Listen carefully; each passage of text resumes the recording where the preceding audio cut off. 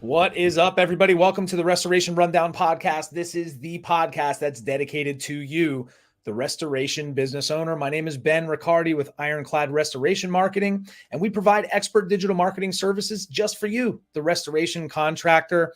Today's episode is a good one because it's so important. And we're going to be talking about your reputation. And no, not your reputation with your friends or at school or your guys you go play softball with after work.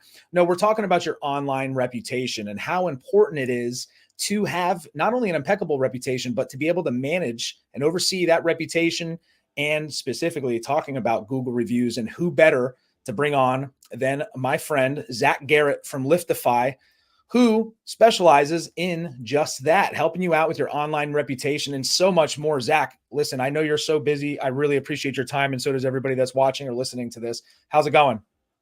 It's going well. Thanks for having me, Ben.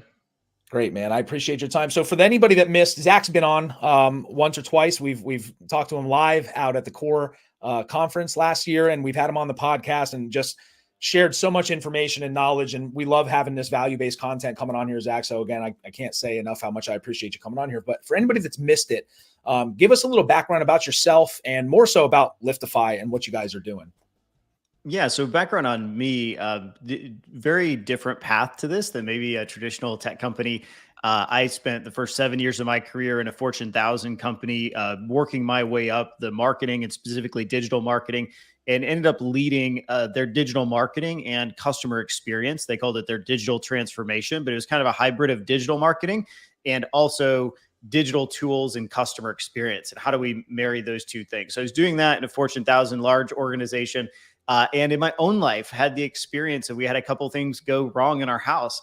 And I immediately just pulled out my phone and started just Googling and went to Google Maps and said roofer or plumber or whatever it was, and just started reading reviews and was just surprised by the lack of consistent reviews from people. And so I knew some of the tech stuff and had done that and just had this question, like, why don't local companies do this better? I think everyone now uses the search to find companies or at least vet them, and they read ratings and reviews. It's part of our buying decision and everything we do. And I just did not see a few years ago local companies doing this well. And so we started very modestly and just kind of on the side, meeting with local business owners, asking them, hey, do reviews matter to you? Do you want more reviews? And all of them said, yes, absolutely. We would love more reviews for our business. And so my next question was, well, why don't you get them?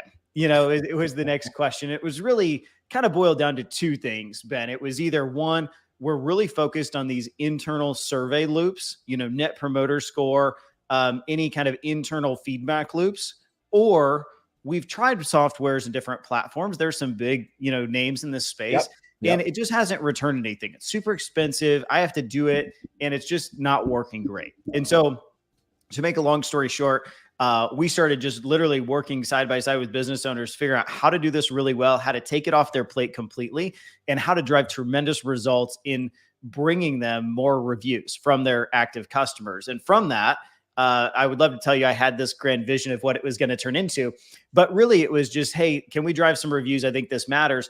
And what started to happen is the more reviews and the higher the rating got, the more consistent they got, their rankings on Google started to increase organically. They started getting more calls. Their conversion rate started to go up, and we started to get referred to other people. And so we thought, man, there's something really here. This is a big gap in the marketplace today, and we're going to go for it. So that was 3 years ago. We were just a handful of locations, just testing some things. Today, we have over 1,000 businesses that we work with all across North America, a lot in the trades, tons in restoration, but also in other verticals like automotive, financial services as well. Just really helping people build a stronger online reputation. But why our business is called Liftify is that really what we want is everything we do, we want them to lift the business. We want to lift them in their rankings, lift them in just their reputation as a whole as a business, and then lift their leads and lift their team and all the great work that they're doing. And so that's what we're all about, is just highlighting and lifting up those local businesses and really helping them tell the great story of the work they do. Yeah, that's great. And one of the reasons that I love, speaking with you and I've learned so much just from our small conversations that we've had here and there. But I want to take a step back to the genesis of this whole Google review thing, because as you know as well as I do, especially with the service businesses, whether you're a plumber, restoration contractor, roofer, a mobile mechanic, whatever the case may be, back in the day, and I guess we can say that it was only a few years ago, your Google business profile or Google My Business or Google Plus or Google Places, whatever they've iteration of it is that you set up your account. Typically, somebody would set the account up and just leave it alone, right? They've got another directory listing there and it's great. They'll get a review. Maybe the first couple of weeks they have all their aunts and uncles leave them reviews, and then you have nothing there. And it used to not affect the I want to say bottom line, but just more about your organic results and your SEO. It wasn't affecting your maps rankings. It was part of the buyer's journey, right? You're talking about conversions at that point where people can look at your reviews. If they're good, there's a good chance they're going to call you. But now it's so much more than that. Can you walk us through kind of from that stages to now where we are now in 2024 with the anti-spam stuff and all the AI prevalence that's happening right now? Not to go too far into the weeds, because I want to spread this out a little bit with a few more questions that I have, but maybe start from the beginning to kind of hammer home anybody that hasn't been listening to this or reading or staying in tune, how much more important they are than they used to be and why. Yeah, great question. So I'll boil it down to this. Marketing used to be what you said about your brand. Yes. You can do traditional marketing. You tell the market about what it is like to work with your company. And that power has completely shifted to the consumer. Yeah. Your customers now hold the power to tell the story about your business. So one, you better be great at doing the work that you do, because if you don't do good work, people are going to know about it, right? Yep. But if you do good work, and a lot of the businesses we work with do, you have to be great at sharing that with people as well and telling them that. So, that power dynamic has really shifted over the last 5 years. And it's because in our online buying experience with things like Amazon to local restaurants to now, Google, consumers crave and demand peer validation, right? Yeah. They want to understand have other people's experience been with this product or service before I buy it. And so you just have to first recognize that there's been a huge transformation in the way that people buy and look for a company. They're not looking at your advertising necessarily. And even if they do, that's fine, but they're going to validate that, right? Yeah. And that validation for them is ratings and reviews. And the reason why it's on Google is that's where people are searching, right? 90% of home service searches start on a Google search, right? So it could be different in the future. And so it doesn't really matter if it's Google or anywhere else. I think it's most important to understand the world has just changed and you don't control the message anymore. The places that people look to see peer validation, that controls the message now. So wherever people are going to validate or find your product or services, you have to look really great there. And so because of that trend of consumers craving that feedback, or peer validation, companies like Google have really prioritized these things like ratings and reviews, right? It's so influential in the search and stuff because that's what the Google consumer wants, right? Google's trying in the business of making their consumers have what they want to quickly get answers. And that is a huge part of it today. And so that's why it's changed so much. It's not because it was even Google's idea, right? It's a broader consumer trend on just, hey, I want to see what other people say about something before I buy from it. And so Google's meeting that need through ratings and reviews. And I think I'm obviously biased in this, Ben, but I think it's the lowest hanging fruit for any business. Like marketing is hard. Getting new customers is hard. Having your happy customers tell the great experience they had with you should be the easy part. Yeah. And it's not, you're right. And that's why a lot of people get turned off. And traditionally they're like, listen, I've tried, I can't get it. And we'll get into the nuances of the restoration industry because that's a whole different animal when it comes to getting reviews, just because of the whole process of a loss. But I want to take a step back too and reiterate something that you mentioned for people that are listening. You have to pay attention. The attention costs money, right? But now that's not enough. Now, once you have the attention, and then now the 2024 buyer's journey, and for the last 5 years, they're going to vet you out. And it used to be they would check out your social media profiles, right? They'll check your Facebook out. Are you active? Do you have an Instagram, TikTok, Twitter, whatever's relevant to your business? But then we have this space there, one of the Google properties that is now completely and unequivocally tied and married to your organic search results and your map search results, which are the bread and butter of a service area business. So when we talk about attention versus conversions, it used to be good reviews and social proof like that. Somebody else talking about how great you were great for conversions. Conversions are free. Traffic costs money. But now they're tied hand in hand. So it's almost a non-starter if you don't have your Google business profile. And we are going to talk a lot about Google business for everybody that's out there listening. You might have some people out there that are preferential to Bing or Ask Jeeves, or maybe one of those Lycos, one of those old search engines. Well, but the reality is, let me hit on that. Let me hit on yeah, that, Ben, because I think even in the last 3 years, right, there's been a lot of consolidation in this. So even when we got started, people wanted a recommendation on Facebook and they wanted their Yelp reviews to look good and they wanted their yeah, Google reviews. Last year, over 75% of all reviews posted online around a local business were on Google. And that wow, is up 25% year over year.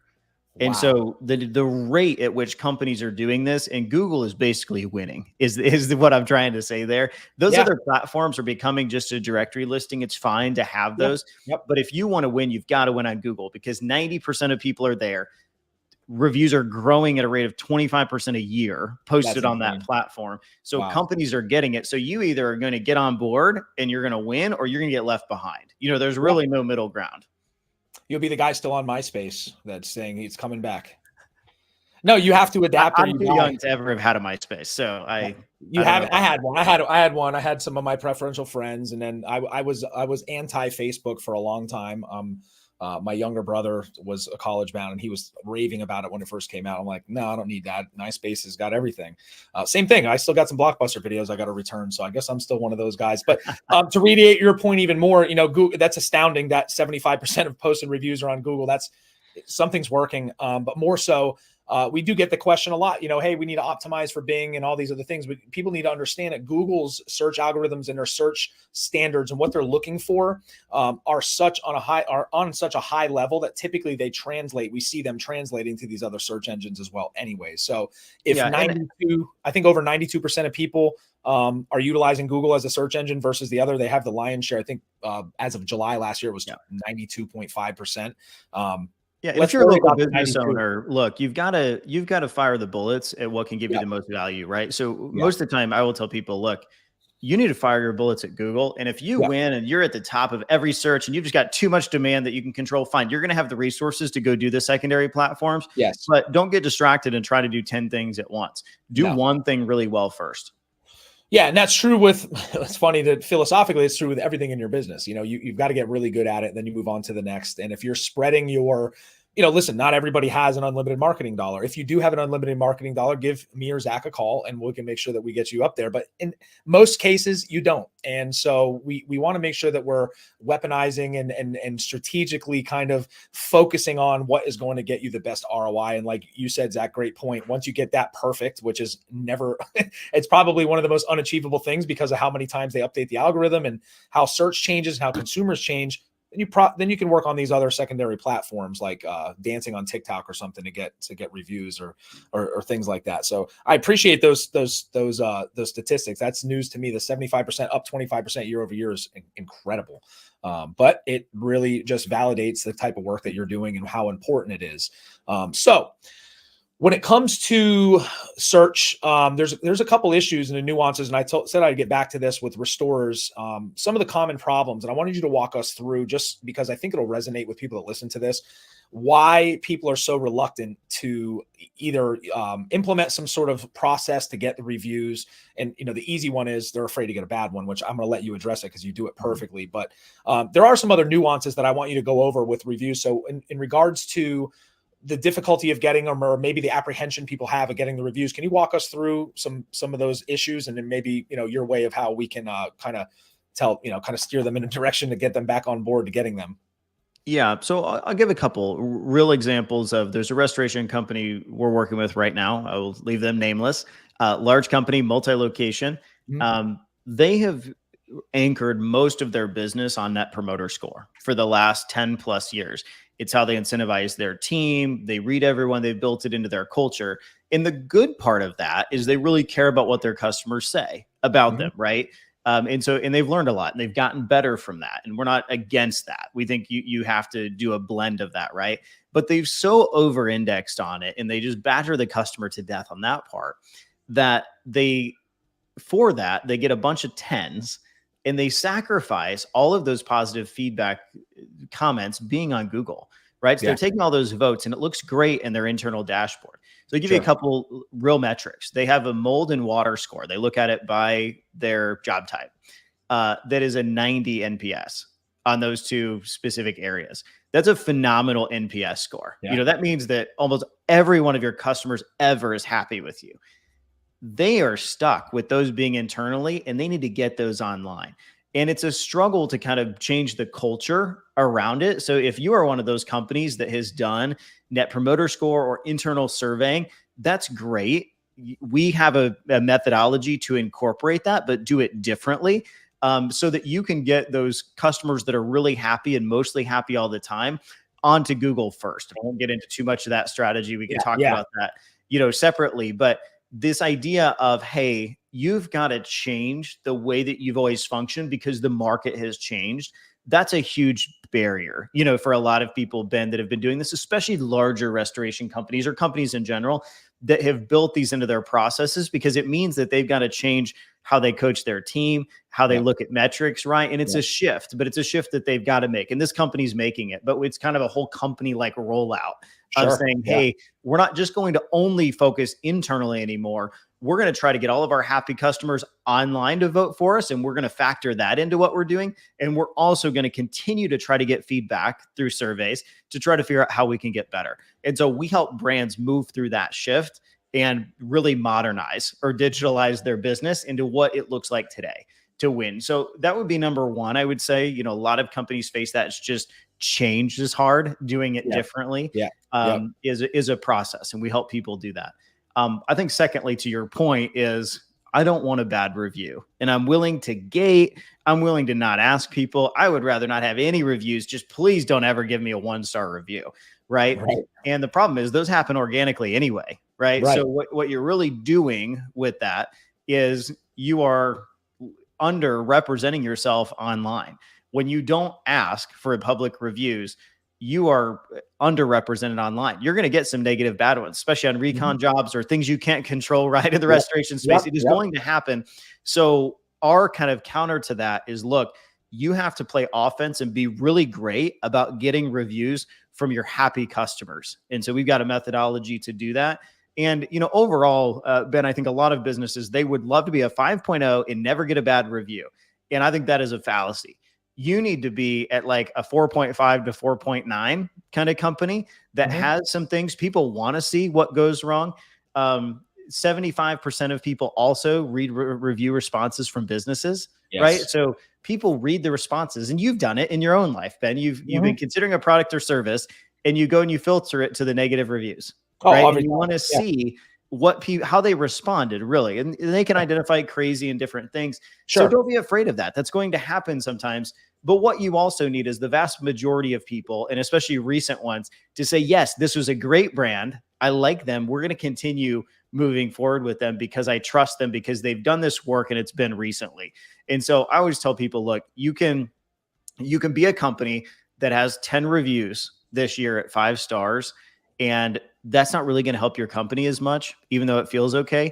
I would rather you be at 100 reviews and have 90 to 95 5-star reviews in a few that went south. And that's going to help you much more in search, much more with your marketing, and help you look much more authentic and much more like a live company that people want to work with. And so you've got an alternative. If you're too afraid of getting a bad review, recognize that you are sacrificing 10 times the amount of good reviews for that, and at least have that conversation with yourself.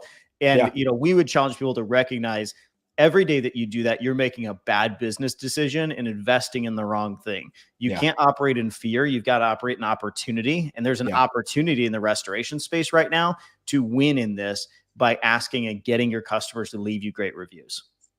Yeah. And if that's not enough for you, if you're afraid to get reviews, this is costing you money, not just in the conversions that you're missing out on, but if you're running LSA right now, if you are spending money on search engine optimization with an agency or pay-per-click, you are missing out. You're watering down any gasoline, and you're really setting up your agency for failure at the end of the day if you cannot develop those processes. And that's why we recommend everybody to go to Liftify. Because the reality is, when we bring in a new client or we're talking to people out there that have been struggling with them, it's really hard to implement these processes and get them to do that and really focus, because the big picture of marketing, you kind of have to be, I always talk about being omnipresent. You kind of have a lot going on, right? And you have to be in the mind frame to say, this is something that we can do. It's Google Business Profile is free. You're already going out there doing the work for your customers. And if you're doing like what you said, the best thing that I thought of is you're just allowing all the crazy people to leave you 1-star reviews, or your competition to leave you 1-star reviews with no rebuttals, with no 5-star reviews. Because a guy like me I'm going to go look at your negative reviews because I'm looking at the overall experience in working with your company. If you have 300 5-star reviews, that's not really doing me much. I'm going to get banner blindness and I'm going to move on. But if you have a few 10, 20, 30 out of there that are 1-star, you can usually filter through them. And if you're responding appropriately, if somebody just leaves you a 1-star without any kind of context, and there's a way to respond to that properly to position yourself as in a much better place. Or if somebody had a bad experience, you have a thread of you solving their problem for them and kind of coming to some sort of amicable end, versus just a ton of great reviews. Hey, we're the best company out there everywhere, no matter what. Nobody's ever had a bad experience with us, because Google wants authenticity. They want authenticity in your content, and they want authenticity in your reviews and how you respond to them. Because again, like you mentioned before, they're all about serving up the most relevant, pertinent results to their user base as possible when they're looking for somebody or something online. Yeah. And if I can give a quick sports analogy, too many companies are only playing defense. If you're playing a basketball game, you can, and you're driving on the court, you're making some stops, right? Every once in a while, somebody's going to make a shot, right? It's like playing defense with your review game. Every once in a while, an organic customer is going to leave you a bad review, or somebody you didn't even work with, but they thought the quote was too high or whatever. And you can't win the game if you're only playing defense. You have to drive the ball down the court and go shoot and score some of the great jobs that you have. You can't win by just hopefully swatting away most of, the bad stuff. Like, you've got to go take the great work that you do and go score.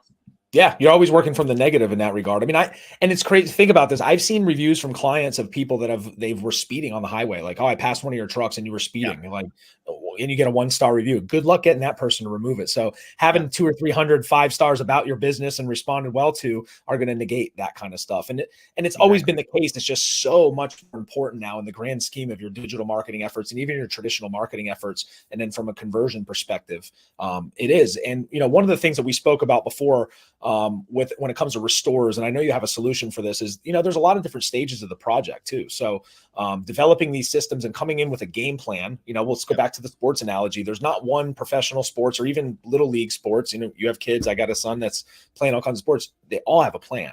You have playbook, you have a plan of action, how you're going to attack it, and you have a goal and what you're going to achieve. If you just have one of those things and you're not implementing all three, you're not going to get anywhere. So plan it out. I know there's a million reasons why you can stop and not do the reviews, but I think that the benefits in this case, in most cases, far outweigh the negative when it comes to getting your reputation in order online. Are there any things that you can share specific to the restoration industry? And I know without spilling the beans or any trade secrets, but how you're helping restorers overcome not just the two that we spoke about, but the different stages of the project, maybe when it comes to planning it out and how you're going to address that moving on right in the initiation of a project. Yeah, well, I think there was 2 options before, and now we've added a third. I think option 1 is just try to manually get your guys in the field to do it, right? At the end of a job, whenever the customer's happiest, try to get them to do it. And that'll work to some extent. You can do that. I think option 2 has always been, you just buy an out-of-the-box software, you set it up and run it, and it's not really specific to restoration, or has any factoring of the projects or the types or different things. And then option 3 of what we've developed is really a customized solution that really looks at your industry, looks at the kinds of jobs you're doing, and looks at the timing of those on when customers are happiest, and automates the process of getting reviews from happy customers, right? And so I think what, the difference between what we're doing and what a standard out of the box solution is we understand the restoration space, and we've built it, and we'll kind of even build a strategic game plan with each customer after looking at their data and say, okay, here's the game plan that we're going to run. Here's things we can automate. Here's things that are more complex that you can do later. And so without getting into the details, the root of it is, look, you've got to ask the customer for a review at the moment they're happiest. Typically that's earlier in a job than later in a job, what I've learned from this space. And so We want to make that as easy as possible and try to automate that through the CRM or system that they're using, and feel like we've got a good secret sauce around doing that that's performing at a really high level. But even if you're doing it on your own, think about, don't overcomplicate it. When is the customer happiest? You need to get a review from them at that moment, however you're doing it. And if you work with a company like Liftify, we can make that process easy. Yeah, and I think there's even more benefit than what you guys even are looking at on the surface with this, because what I mentioned before was the planning stage and having this plan of attack, this plan of action, your playbook, if you will, and seeing that there's so many different stages of different remediation jobs out there. You've got guys that just do mold testing, you've got guys that just do remediation, and you've got reconstruction stage. So figuring it out internally when you think that customer is going to be at their happiest without stepping on toes and asking for review is impeccable. We always tell our guys outside, the ones that, maybe aren't qualified to be in a Liftify situation yet, or just maybe aren't ready to take that step, that's the advice we give them when they're the happiest, right when you're wrapped up, right when they're moving, if you're reconstruction, right when you're relieving, pulling the HGTV reveal of their brand new kitchen or bathroom or brand new house that you fixed after a fire. That's when you need to strike when the iron's hot, and you'll have a better chance of getting those reviews, because people are a lot less motivated, I feel, or it used to be the case, to leave a good review.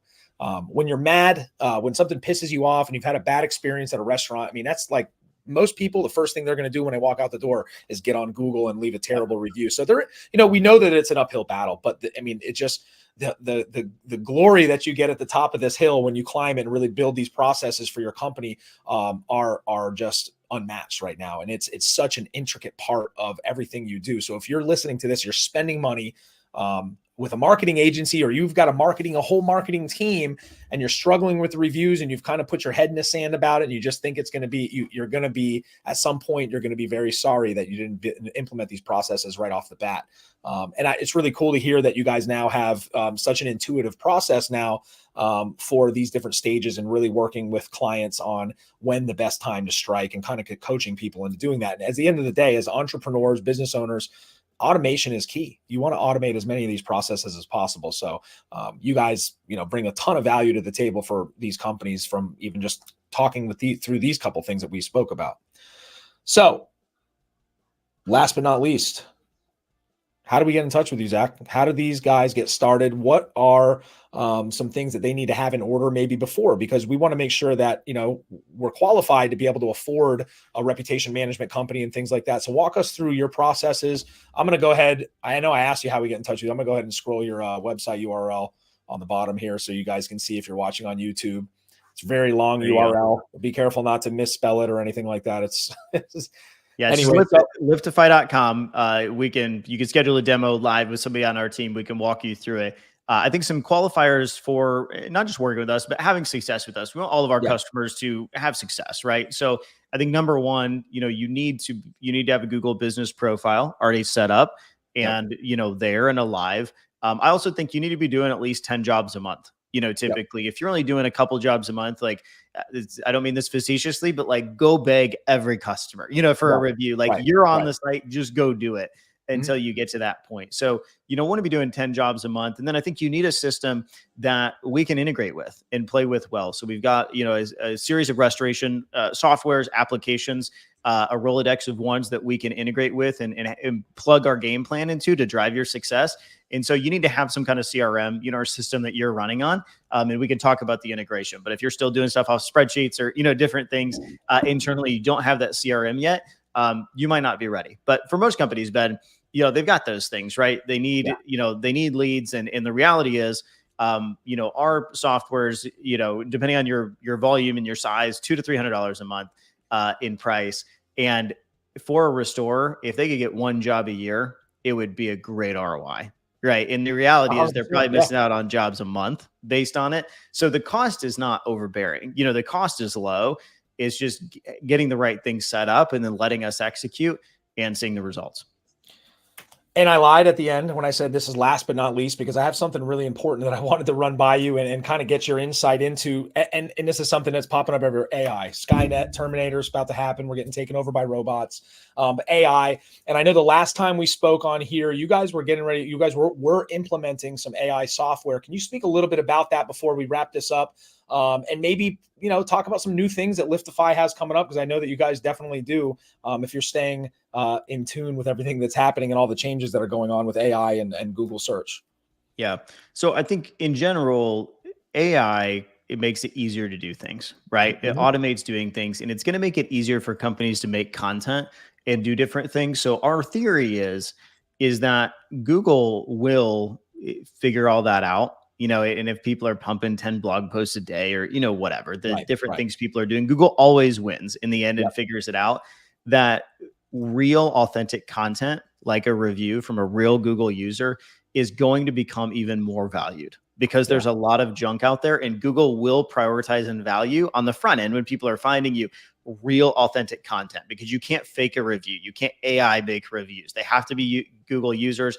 Google is very strict on their spam. Yeah. They're very good at removing it, right? So I think the whole AI kind of trend from a marketing perspective actually makes reviews even more important, because it's authentic content, and authentic content is going to win.